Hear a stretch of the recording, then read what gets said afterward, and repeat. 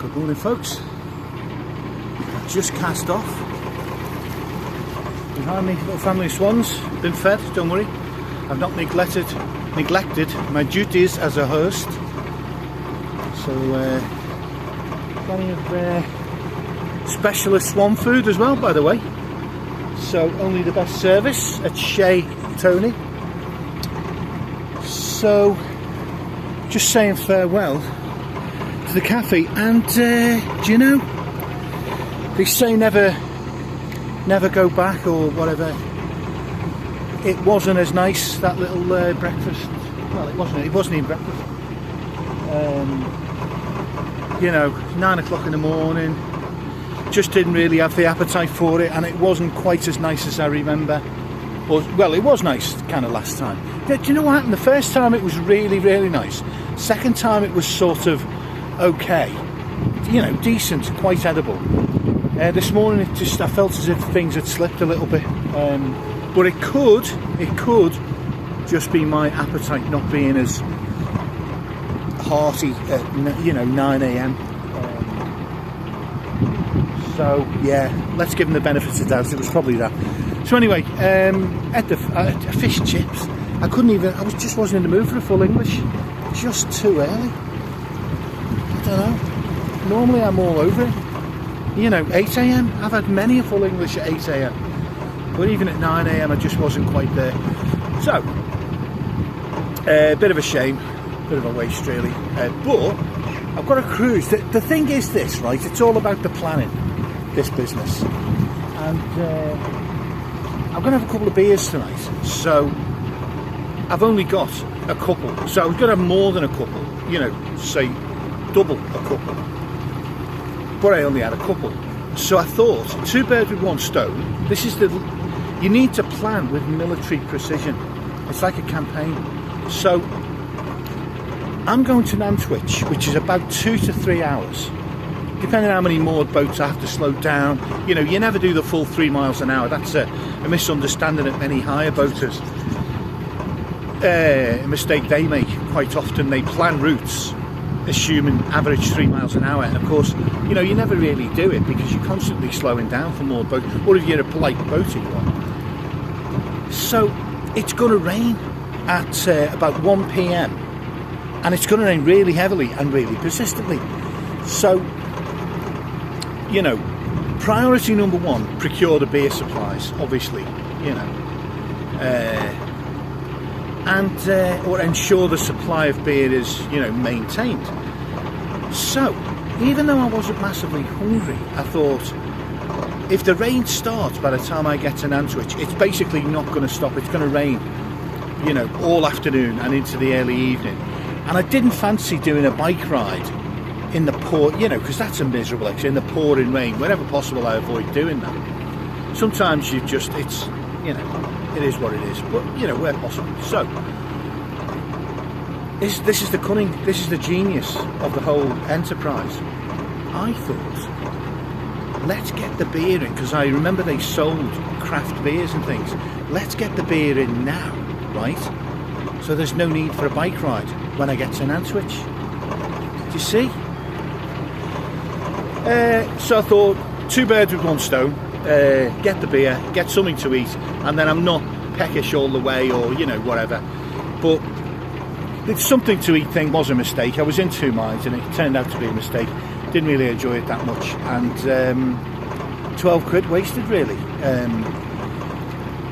But the beer won't be, because that will save me a proper soaking. So I picked up a couple of beers, and we are all set so that we don't need to make any expeditions by bicycle once we get to Nantwich. That's what it's all about. It's the planning. Got a plan. And if you ever do this kind of like hire boating, or, you know, whatever you do, always make sure you get a decent weather app or a decent weather source, you know, because it's a difference between getting a thorough drenching stood on the back of your boat and not able to escape it. And even with, you know, waterproofs and hats, sometimes it's a miserable experience. It's a difference between that and getting there, you know, just before it starts, getting all moored up, and sitting inside with a cup of tea or hot chocolate, whatever is your, brew preference, and watching the miserable boaters go past, getting a soaking. Not that I take any pleasure from that, I've not got a lot of smugness. I don't think I have, but if we could see ourselves as others see us, we never, I don't really know if I am or not. So that was the plan. 2 birds with 1 stone. Beer, a bite to eat. Kill two birds with 1 stone. Why do we say it? It's a violent. Is that a metaphor or whatever it is anyway? It's violent imagery, isn't it? Killing birds with stones. Why even say that? Do you know? I haven't heard many people using it. It's almost as if our culture has moved away from these sort of old expressions, it's not metaphor, but you know what I mean. These old expressions, sayings I'll call them, that involve violence, killing or animals. We sort of, our sensitivities have made us almost unconsciously move away. You don't hear people saying it. There'll probably be a few old duffers who'll probably still say it, but it's the first time I've even thought it for ages and ages. So almost subconsciously I'm absorbing the values. I'm not absorbing the values. I'd like to think those values have always been inside me to consider the welfare of animals and people's feelings,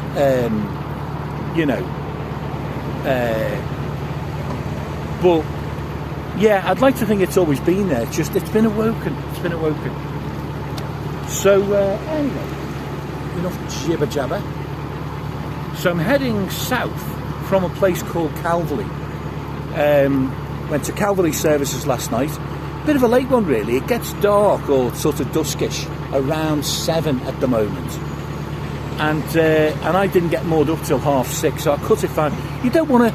People do boat in the dark. It's not for me really, to be honest. Not if I can avoid it, because a boater going along in the dark, they'd see my boat a mile away, because I've got decent batteries and solar, and I tend to leave lights on because they're low power, but you can see them. So you can see my boat if you're a nighttime boater. A lot of boats are in pitch black though, and I would worry with my headlights, and also with the headlight on, you're kind of shining it in people's windows sometimes a bit. I don't know. It doesn't seem like a polite thing to do, but some people enjoy it. I'm not gonna knock it. I sort of have done, but I'm not going to knock it seriously. I feel as if it's an impolite thing. That's a subjective view. It's not even a view. It's a one of those maybe it's a view. It's not, but not really. Anyway, chin chin. It's still hot. Constantly surprises me how hot the thing is in the old thermal cut. I know we've done the thermal cut chat. Not going to do it again.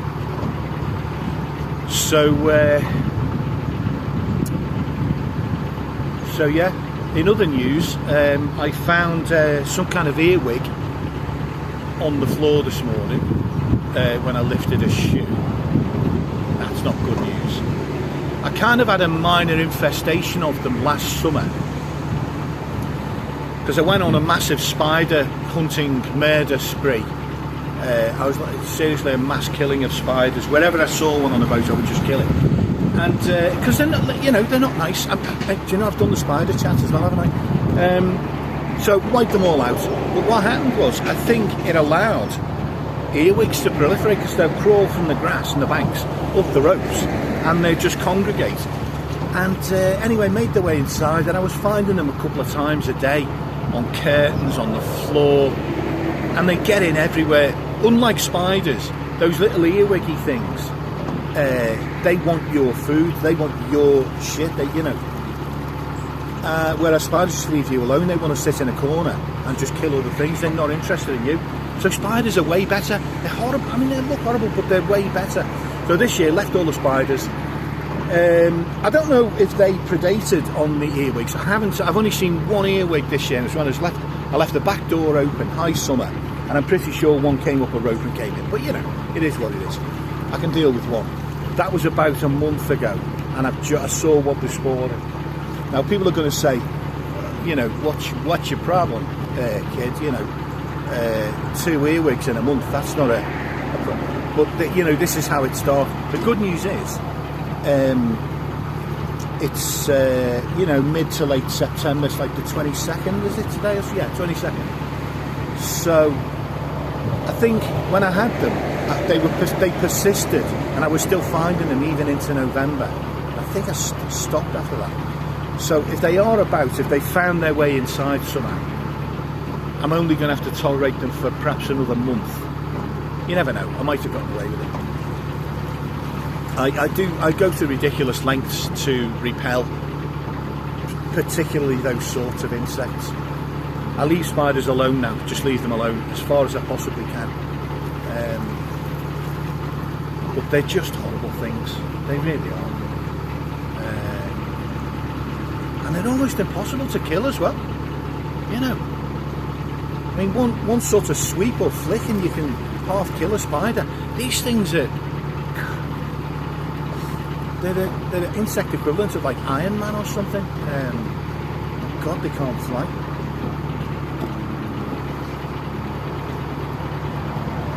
Oh dear. So no locks today, it's a straight run. Do you know, I can put my foot down a little bit. It's a straight run. Yeah, I'm going to put my foot down, I'm going too slow. Never going to make it. Let's just fix this.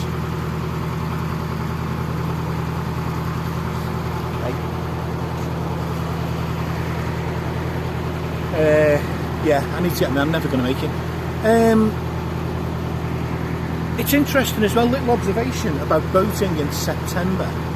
Now, early September is like boating in August, because you've got all the kids on holiday still, early doors, and as soon as the kids go back to school, I think there's a tranche of holiday makers who then appear. There's the more senior citizens who are not fans of all the kids billing around everything, and then they come out for a couple of weeks. So, and I've seen, you know, a number of those. Pardon me. But just in the last few days, it seems to have quietened down a little bit. And this is a very busy stretch of canal, really. This little run in and around Nantwich. It's a really busy stretch, and it's a bit of a pain in the arse having boats coming the other way, and you're constantly having to manoeuvre, and you're watching how much of a gap have I got. And yeah, it's just a hassle. It's a hassle. Now and again, it's fine. You know what I mean? When it's every 2 minutes, which it is in some places, it's like that on the Llangollen in summer. Bear in mind, everyone's friendly, everyone's having a good time, so it doesn't feel as much of an imposition.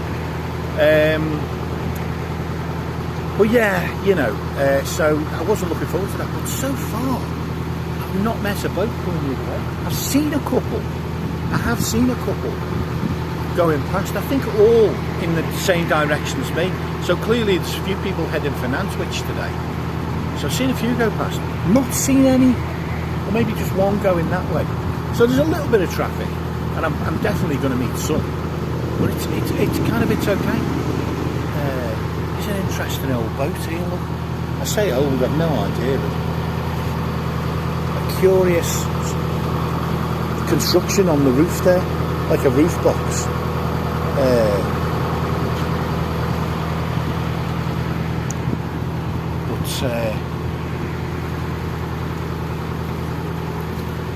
It's for the solar panels. What I'm wondering is, he must have to lower that to go under bridges. A lot of bridges. Not all, maybe. Why build like a hut? Some people have boxes on the roof, and then they'll mount the solar panels on those. And that makes sense, because there's storage plus panels. And that's something, to be honest with you, if I keep having storage issues, which I'm serious storage issues, boxes on the roof with panels on top could be the way to go. Could be the way to go, definitely. Because the panels do take up a good 2/3, maybe 3/4 of the roof. So I do get a lot of benefit from them, because I get all the electricity I need in the summer. And even now, even today, late September, and I think up to about mid-October, most of the all the electricity I need, as long as I've got an open, you know, I'm not overlooked by trees, I'll get it all from solar panels. There'll be enough to run the fridge, run the lights, charge laptop, you know, basic sort of, it's not going to run heaters and things. And what I was doing in high summer, and you know, again up till a few days ago, I was getting hot water. There was enough solar energy to heat the water tank. So without having to run the engine, which, you know, is expensive, it's diesel, run the engine for half an hour, that's £1, you know, which doesn't sound a lot. Well, it isn't a lot, is it? Let's be honest. But you know what I mean, it all adds up. It's wear and tear on the engine as well. And over a year, that is hundreds of hours. And an engine needs servicing every 200 hours. So, and that, if you get a pro to do it, that's £150. So it's just, you know, it will cost you significant amounts taking over a year. So the solar panel's definitely worth it. And they were great, hot water from them in the summer. Absolutely brilliant. What an idea that was. But that, I feel, the solar would get it. Solar yesterday we did get a lot of sun yesterday, but I sort of didn't need it because the engine was running, generating a heat and water and electricity, everything else. Today's not so great, but again, the needs are so modest with just a fridge and laptops and lights and things. The needs are so modest on a boat that a decent amount of solar panels will do the job. You don't need to run engines and waste. And environmentally friendly as well. People always add that on at the end, don't they? I always add that on, like it's an afterthought. Oh, and it's environmentally friendly, you know, brilliant. I'll mention that. Oh, no, great. You know, the truth is I don't do nearly enough. I don't give nearly enough thought or action to environmental issues, probably like most people. So I'm definitely not claiming to be an eco-warrior. And that's something we all need to think about. And more than think about. So I'm doing the platitudes again. We all need to think about it, kids. You know, we need to do something about it. And I guess I'm doing something, even if it's not a conscious, it's not all about the, you know, it's about not having to run the engine. It's about saving money, really, if I'm being honest, and just clean, not having to run the engine with the smoke, with the noise, with the cost. It was an economic decision, but I'm glad I made it.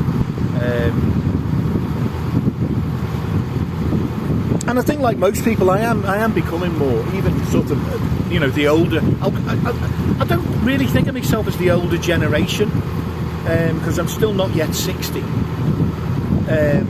Now everyone says that on the approach of 60, everybody still thinks they're 35. You know, that's the way they sort of act. So I'm very guilty of that kind of immaturity, and almost like a refusal or a blindness to the reality of how old you really are and how knackered as well. But still don't think I'm the older. I see the older generation. I'm definitely the older generation to many people. You know,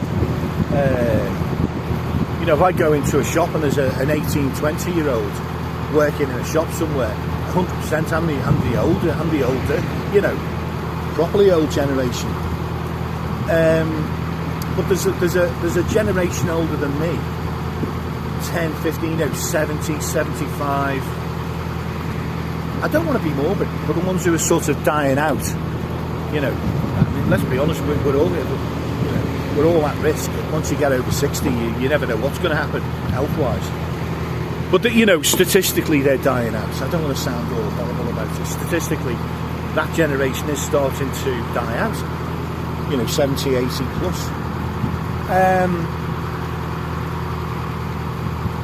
So I will be the properly old generation. At the moment, I don't feel like the properly old one. Why did I even say all that? There was a point that started me off, so I do apologise. You'll probably know, because if you're watching this, you'll be thinking, it was what you said 5 minutes ago, you Wally. And I can't remember. Age. God, look, see, the evidence is staring me in the face. I've got the memory of a goldfish. So this is quite a nice little stretch. Well, what am I saying? It's not a nice little stretch. It's a bit not nice. There's a road up there. There's a main road to my left. See the left-right dyslexia? I literally have to stop and think. That's not age though. I've had that since I was like 40. And over on the left, some industrial units, factories, there's a car dealership, something, whatever that is, PCO. So yeah, a few bits and bobs over there. But let me just check the camera down here. So it's a long straight stretch from Calveley down to I think Barbridge Junction. Is it Barbridge Junction? There's a junction down here where to my as we go south, as I'm heading south, on my left, the canal branches off, the Middlewich branch, and that goes off to Middlewich, and you can go then north to Northwich or south down towards Stoke and so on and so on the Trent and Mersey Canal. So that's all away on the on my left there. Why I keep having to wave my arm to remember which is left. Okay, I've been doing that since I was like 40. I don't know. It's a very specific disorder. I want to hope that it's not getting worse, because, you know, joking aside, it could be the sign of something more sinister. God forbid. But I can't remember having to actually wave my arm to remember that that's right and that's left. But, you know, at least I still know that's right if I stop and think about it. When I'm waving my arm for 5 minutes and I'm calling that left, then I've got a problem. So heading for Barbridge Junction, and I think I'll shut up for a little while because there's nothing of interest. It's not an unpleasant stretch. It's a little bit industrial.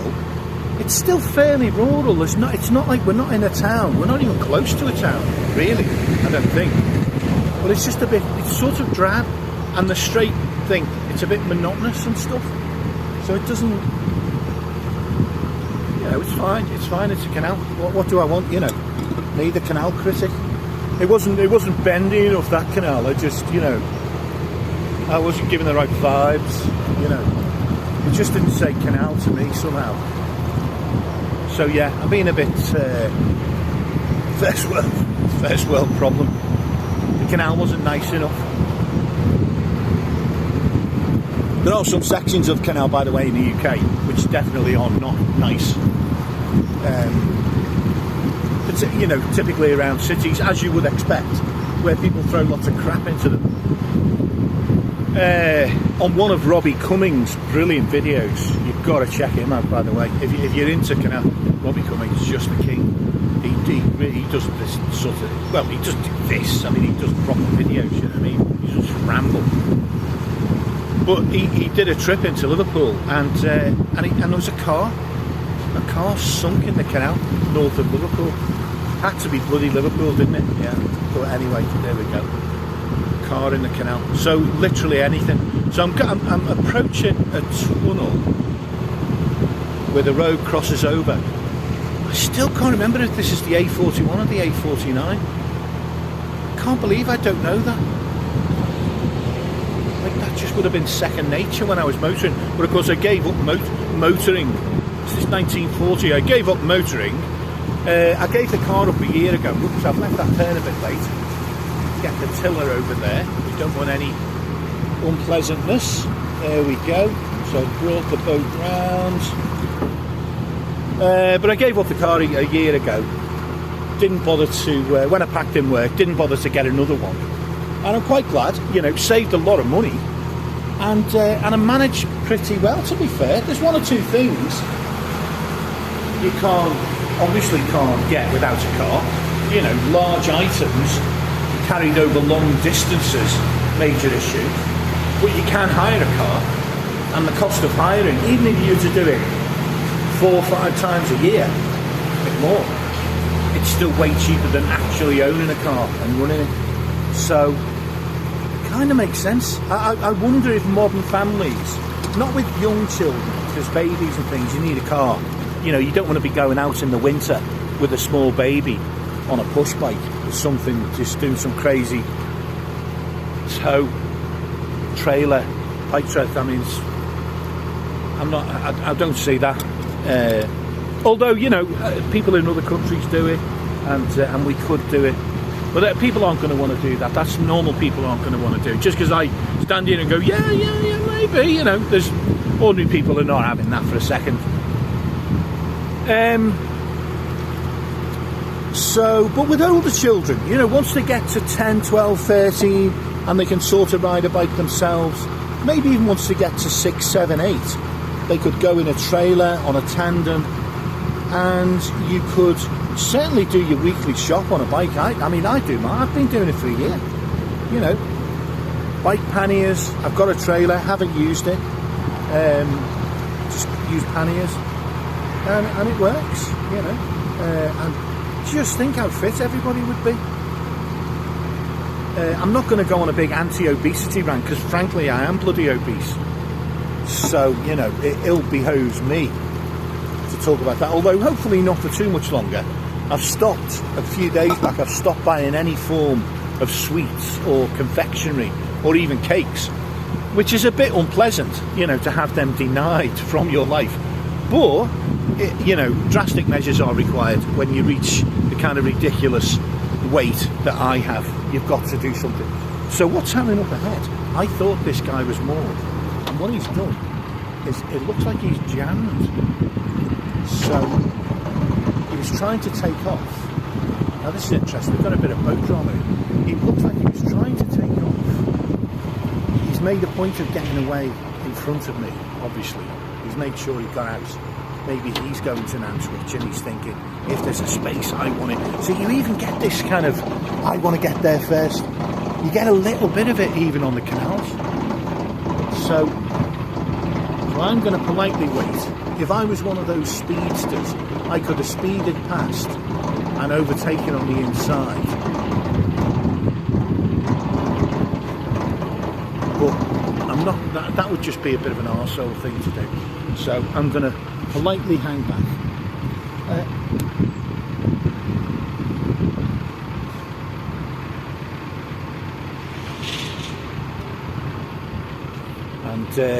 Hi mate. Waved at him twice, but it was as he looked away, so he didn't see me. Or she. Long hair, but I think a bloke. So yeah, in his hurry to pull away and beat me to get going, he's run himself into the weeds on what we call the offside, the side opposite the towpath. So there's a guy and a gal, probably liveaboards, but you never know. And do you know what? It's not bad going behind somebody along a canal, because they act as a sort of a buffer, and people will run into them and then sort of maybe steer clear, be a bit more cautious, so they're extra careful. Once they've passed the boat already, they're a bit more careful to look out for, to notice you behind the boat.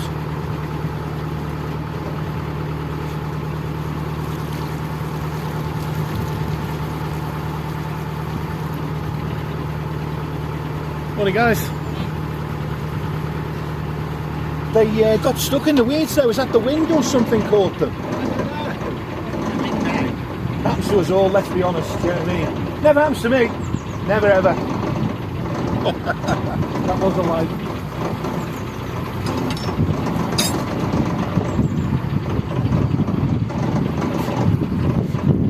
So I need to stop. Oh my god. Fly on my thermocouple. I need to slow down because the guy, I'm not going fast, but the guy is at tick over. Now this, see, I'm not being fair, he's going really slow because he's going past more boats, which is jolly decent of him, proper liveaboard, and I'm going a tad faster. He's really crawling now, to be fair, because I was in tick over anyway. You know, I was only doing, I was doing like 2 miles an hour, which is a polite speed, to be honest. Most boats do 3 or 4. I was doing about 2 miles an hour, which is what this boat does that in tick over. You can't really go slower than tick over. and that rattling noise that happens when I tick over is because the exhaust is not firmly clipped against the side. So it's not the engine, don't panic. It's the exhaust. So what I'm going to do is I'm going to save I'm coming up with that rattle. I'm going to do some normal revs. There we go. Rattle's gone. That's about 1,000 revs. I'll sort of close up with him and then I'll stop.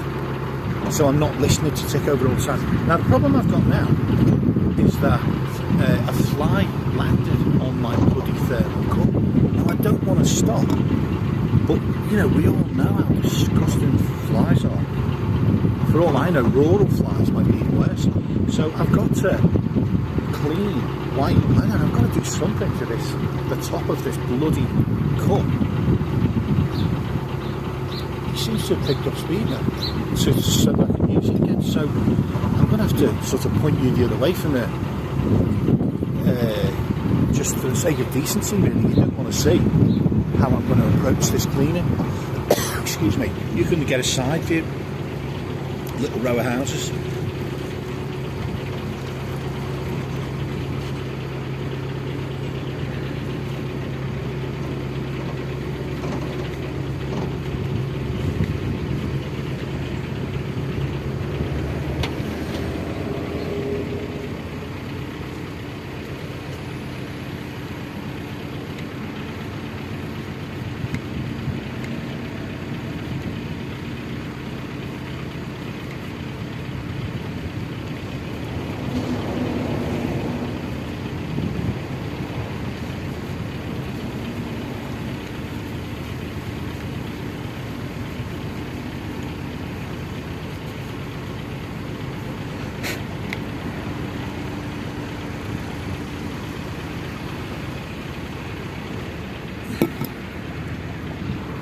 Okay, so the cup is now, I won't say clean to my satisfaction. Normally I'd pour boiling water and bleach and God knows what after a fly had been on it. I'd give it a proper clean.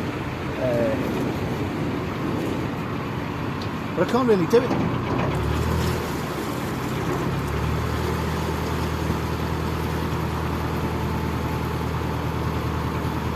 Okay, but you know, these are, you've just got to do this, can it? It's just one of those compromises when you're sort of with boating. I'm sure it happens in normal domestic house life as well. Just odd compromises you suddenly find yourself having to make. Like I'm stood on the back of the boat, the fly has landed on the top of my cup for an unspecified amount of time. So I don't know what it's done. There was a splash of coffee on there, God knows. What do? You can't go inside, you can't stop. You could stop, but you're not going to. You know, you want to make some progress because it's going to pour down. Boating dilemmas, folks. Here they are in real time. So just improvised wipe of the top. I'm going to confess, it involved saliva. It would be wrong if I didn't. But I feel as if it's at least safe, germ-wise, even if it isn't particularly pleasant to contemplate. So I shall not contemplate what the fly might or might not have done on the lid of my cup.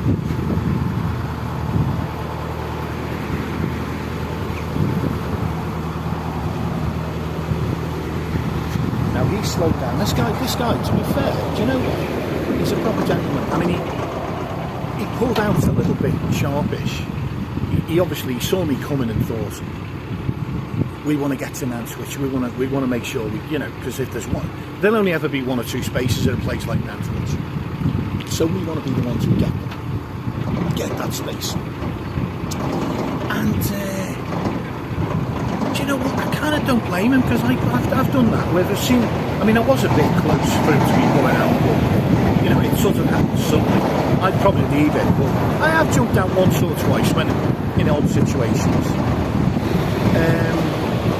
Never to make a boat slow down, ever do that. But, you know, a little bit closer, when they've been closer than you might normally want to do, you know. So here is a village, a hut, a small town or something of Barbridge.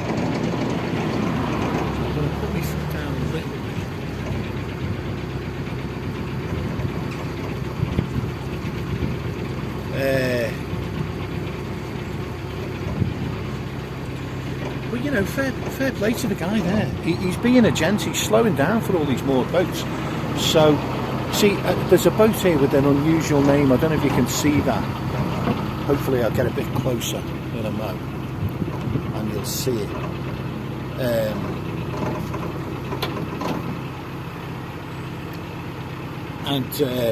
I saw him at Nantwich last winter, and I have to say, I didn't say hello to him because, to be honest, his demeanour and the look he gave to me on approach bore out the name up from the boat. Shut the F up and get the F off my boat. So, and I think it's a perfectly reasonable sentiment, shall we say, but not one you would normally write on your boat. Each their own, you know. It's just he wants his own space, clearly. Bit of a shame he's got Union Jacks plastered all over the windows, because that usually is the sign of the Brexit vote, I think. Sympathiser, the love of the Union Jack. And I don't think he's a good example of the breed.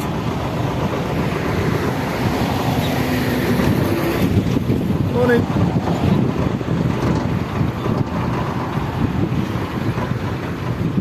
Do you know what, like the guy I just said hello to, that might be. Oh, he's turning. Look up ahead. The boat that that pulled out in front of me, the Lady Australia, is it? Lady Sophia. They're turning right. Sorry, left. What is it? Left, right. They're turning left into the Middlewich Arm. And floating holidays. It's a holiday boat. So he's not a liveaboard, but what a gent anyway.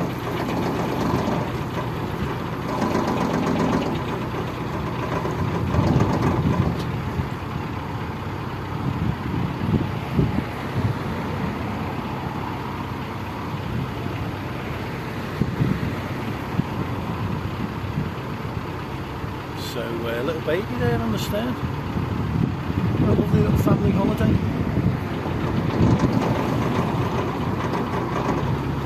So I am going straight on.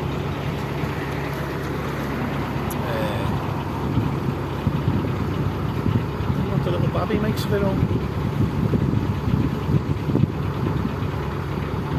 So here on our right is the little village, small town, I don't know what it is anyway, it's Barbridge, it's called Barbridge. So up ahead the canal narrows, there's some kind of a choke point, maybe it was where they took tolls or checked people or God knows, you know, any of the other things that capitalists do when other people want to use their stuff. Yeah, that's what they did. Sorry, that I'm presuming that's what it's for. But it is quite narrow, it's not much wider than a boat. So this is one of the few places where I've got to be genuinely a little bit careful. It's not much wider than a single lock. You know, and we don't want any dramas. There's a boat following me, and I don't want to look a pillock. You know, let's be honest, I do that often enough. Oh, my mate, it's not as narrow as I thought, to be honest. There's more room in there than I thought. So that was Barbridge Junction.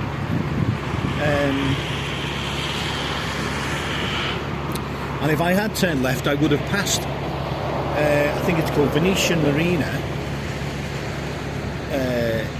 which looks like a really nice marina. And they've got a fantastic chandlery there as well. I think it's a separate business from the marina, but turn back, eh?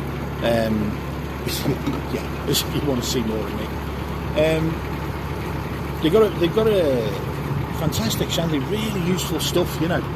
Unlike many chandlery, you know, I'm going to go with chandlery.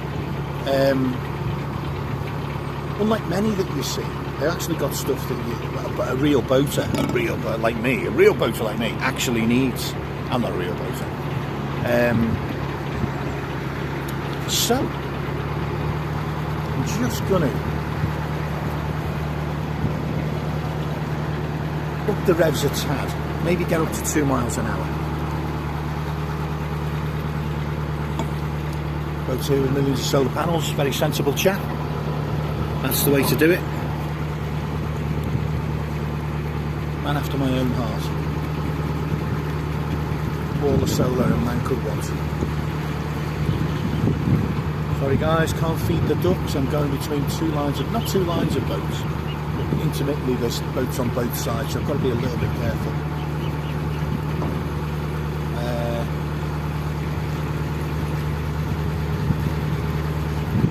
But I feel as if we're doing a sort of I don't want to hold these guys back behind me, but they might be speedsters. I don't know what the deal is. It might be liverboards. That guy, I feel like that guy, he was a real gent, the holiday guy in front of me, but he was probably going a little bit too slow, to be fair. So I'm just gonna up things a tad. And do you know what? I don't want to be ungentlemanly and impolite and go past impolite speeds. But the truth of it is, virtually every single boat that's gone past me has not slowed down from its normal cruising speed, 3 or 4 miles an hour. What happens is they'll cut the engine when they almost reach your boat. So they sail past at full speed. I think I've mentioned this. They sail past at their normal cruising speed, and then you just hear the engine go back, the revs go back on. But the boat hasn't slowed down perceptibly really at all. And that's happened to me persistently, almost everyone. So I kind of don't feel too guilty getting my foot down a little bit, if I'm being honest. You know, 2 wrongs don't make it right, but there's been like 40 or 50 wrongs in the last just week or two. You know, so many boats just do not slow down. So, and as I say, I feel a little bit of peer pressure from the guys behind, because they might be the type to just get their foot down and do a straight 3 miles an hour and sod it. You know, they might have been quite happy to sail through this lot at 4.5 miles an hour. And they might be a bit frustrated because they might feel I'm going too slow. So what I'm going to do is I'm going to put my foot down a little bit, so they don't get too frustrated behind. But I'm not going to go absolutely full speed. 2.5, maybe a teeny bit higher, just to sort of make a bit of progress, to be honest, because the truth is there's moored boats all the bloody way. I'm looking ahead, there's moored boats as far as the eye can see, so I think I better maybe just crack on and sod it. So to our right, so how long it took to, I'm like to our right, yeah, to our right, the Bar Bridge Inn, famous pub known to boaters, Bar Bridge Inn, the old Bar Bridge Inn, point you in the direction, and a decent place by all accounts, but not for me, certainly not today anyway, but probably a decent crowd, because the boaters are okay, you know. I'm talking about everyone going past at full speed, not slowing down. There are worse crimes. And if you stop and talk to people individually, they're fine.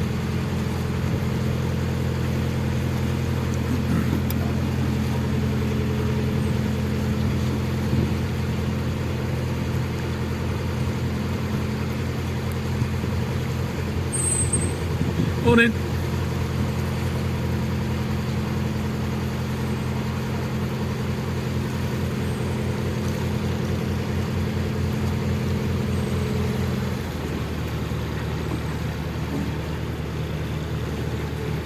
I felt a little bit guilty because you get that look when I passed that boat. I got that look of like slight disapproval, not harsh, but just, you know.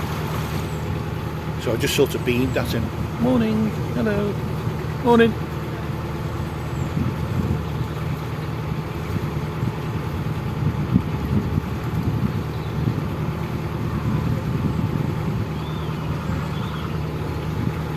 guy there, just past, he was a companion of a YouTube boater, Cruising Crafts. Seemed like a really nice guy, to be fair, but he makes and a good YouTube channel. It's quite interesting stuff, but he makes I don't know what to call this, not knickknacks, because some of it is function, it's not just decorative, but he makes gear for people to use on boats, or boat related gear for people to take home as ornaments and things. Some of it's quite nice, but he was with them. I bumped into them around Northwich and that area 3 or 4 times, and around this area as well. So he's obviously separated from them, because I'm not seeing the boat, I'm not seeing his companion boats anywhere. Now what's interesting is the guys behind have slowed down. So this is great, right? But inadvertently I've discovered that they're patient boaters, because look how far back they are. So they're happy to slow down for more boats. So that's good. That means I now know I can take it easy on this route and be more polite, and I won't frustrate them, because it's always good to know you're not going to frustrate people.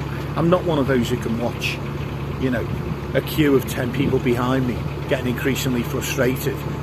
It's not like these are going to do anything stupid anyway, like overtake. You know, you're in a narrowboat, nobody's overtaking unless you let them past. But you know, you don't want them to feel frustration. It's not a nice thing. So I'm glad that they're the slow type. That's good. That means I can slow it down and I won't frustrate them. That's good to know. I found that out the hard way by going a bit faster through a section of moored boats, and they didn't. So I sort of found out the hard way. And actually, the older guy I pointed out, the companion of the YouTuber boat, there was a little bit of a frown on his face when I was going to say good morning. You feel as if he looks, there's a certain look that boaters give you as you go past, as if to say, I know you're not going mental, but you know, you're a little bit fast there, matey. You know what I mean? They give you that look. It's not a full-on frown, but it's a slight, you know, I'm not over the moon, that kind of thing. And it gave me that look, and I think quite rightly as well. Although, you know what, I can't be the only boat. There must be dozens, not dozens, in the summer there must be dozens of boats anyway going past, 50% more speedy than I was there. You know, I was doing maybe 3. There's guys who go past at 4 and 5, no problem at all. So it's a perennial problem, really. I won't call it speeding in boats, because the limit's 5 miles an hour or 4, and they stay within that. It's just a bit impolite, because as they go past, if you're moored up, the waves cause your boat to rock, and sometimes fairly severely. I think I might have mentioned this, but I'll just say briefly again. Those mooring chains that I use, that many boaters use, I went past a boat on the Llangollen last summer, and their mooring chain had snapped with the... Where is it? I'll show you what I mean.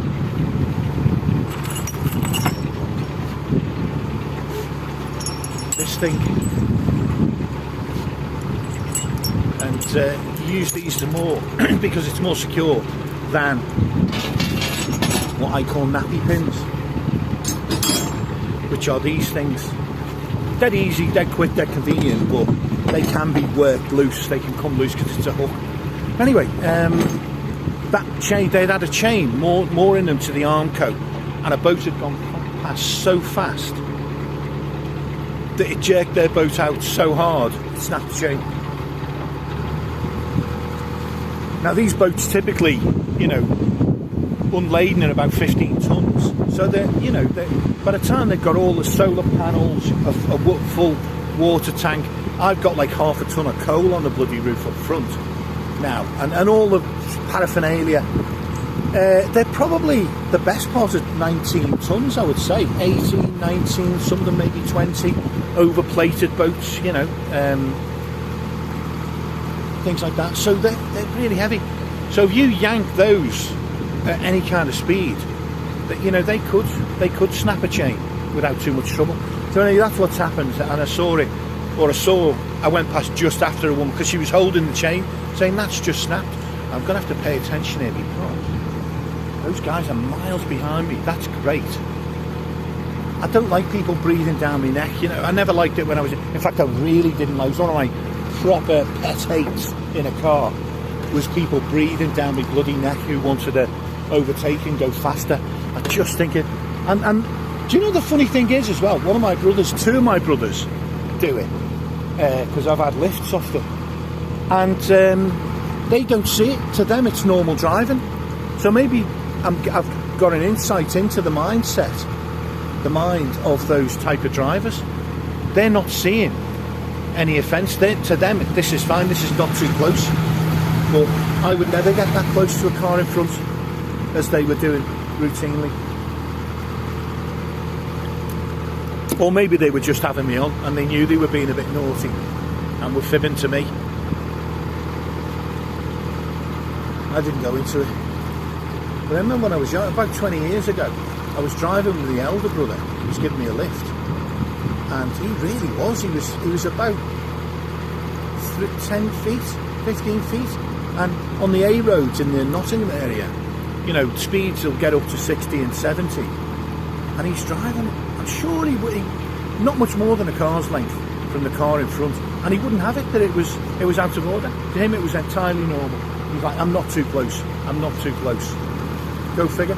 But I bet you it's a blind spot. I bet you if you drive too close to them, if you drive that distance behind them, they'll take offence. Then it's a thing. Then it's an issue. That must be what's going on. I didn't find that out for sure, but I bet you any money that's the way it works. These people are they've literally got a blind spot. And I know it's ironic talking about driving and blind spots, but they've literally got a blind spot where they commit this offence against politeness anyway, but driving too close. In what, you know, the car in front is definitely going to see it as an aggressive move. They will do that.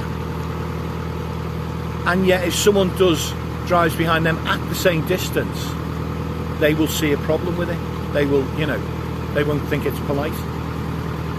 And they're not able to make that equivalence, to see that equivalence between their actions. I'm sure that goes on in all areas of human activity and interactions. I'm sure it does. It must do, mustn't it? If it happens with a simple thing like driving a car. In all aspects of human behaviour.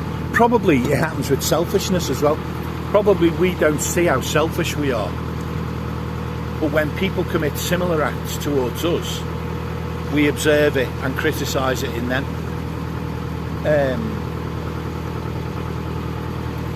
All sorts of. I remember one. I've got like a moral blind spot. But anyway, I remember one that was really striking. Absolutely bizarre. I remember talking to a woman about 10, 12 years ago when I was single. I was sort of, you know, looking around the scene, you know what I mean? I was on the scene. And I was still in sort of reasonable condition, to be honest. I didn't put on loads of weight, and I was still sort of, you know, I don't know, put it this way, I've gone down the nick in the last 10 years. But, you know, I am taking steps to improve health and all that. So, you know, hopefully that will change.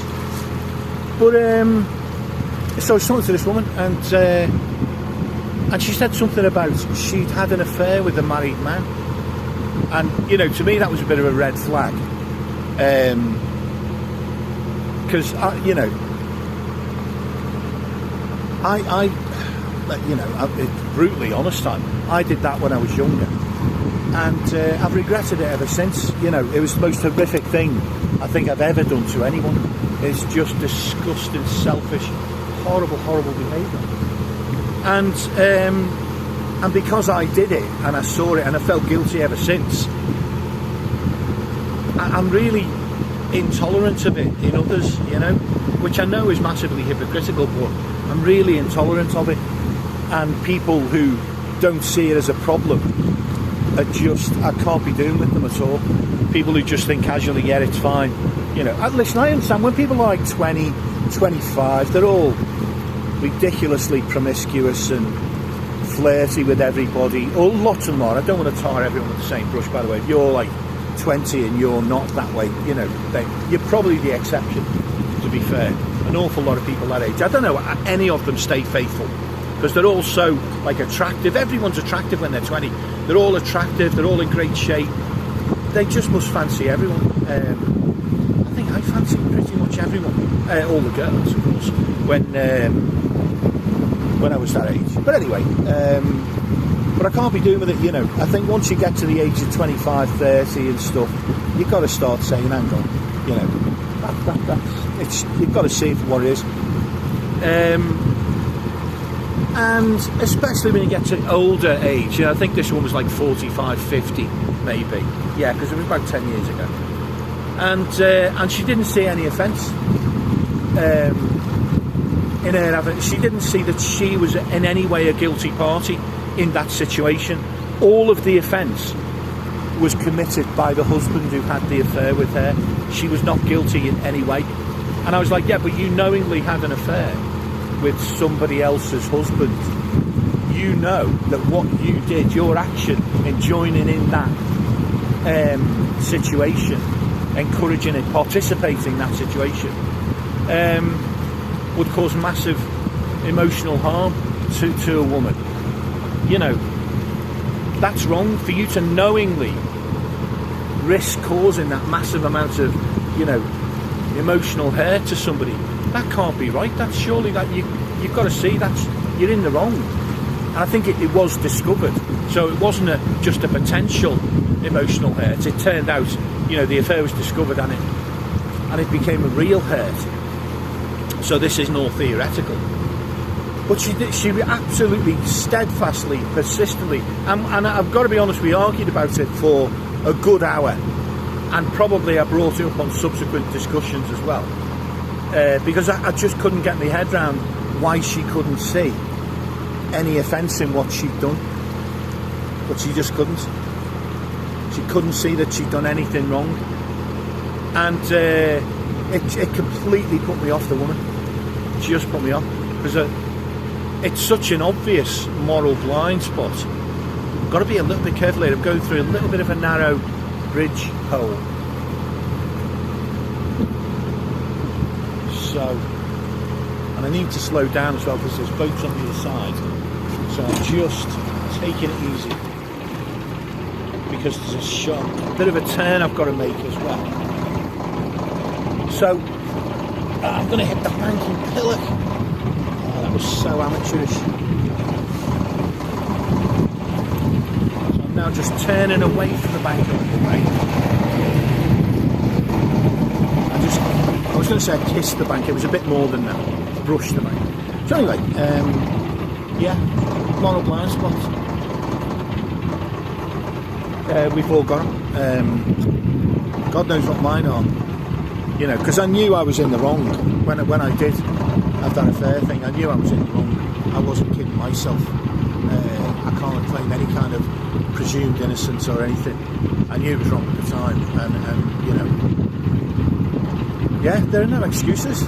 There are just no excuses. Right? Is that a boat coming the other way? No, it's not. I'm fine. No excuses. I wouldn't even insult anyone's intelligence by trying to make a pathetic excuse for that kind of behaviour. There just isn't any, it seems to me. Not in my situation. I'm not saying everyone's the same, but for me there was not. It was outrageous, it was disgusting, and yeah, I've regretted it ever since. Or at least I felt really guilty about the way I handled the whole situation. So, now this boat ahead of me is not leaving a lot of space. He's staying well clear of the bank here. I don't know why he's so wary of the bank, but actually I've got loads of space anyway, so it's not too bad.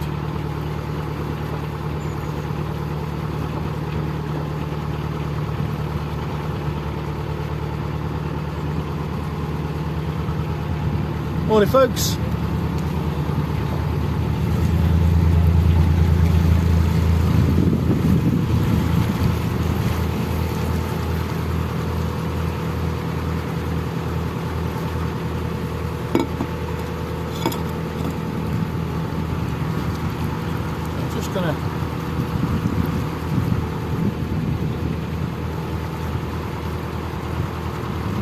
bit of shenanigans behind me there.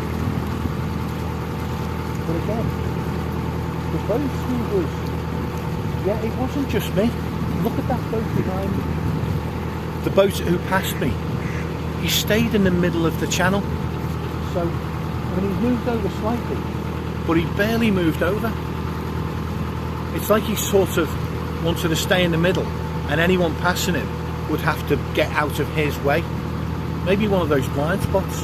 And if someone comes at him in the same way, he sees an offence in what they're doing. God, human beings are rubbish. Absolute bloody rubbish, a lot of us. Just, honestly, just show me a decent one. And just...